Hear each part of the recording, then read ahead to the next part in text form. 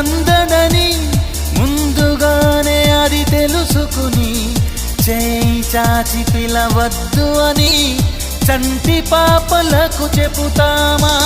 లేనిపోని కలలెందుకని మేలుకుంటే అవి రావు అని జన్మలోని నిదరోకు అని కంటి పాపలకు చెబుతామా?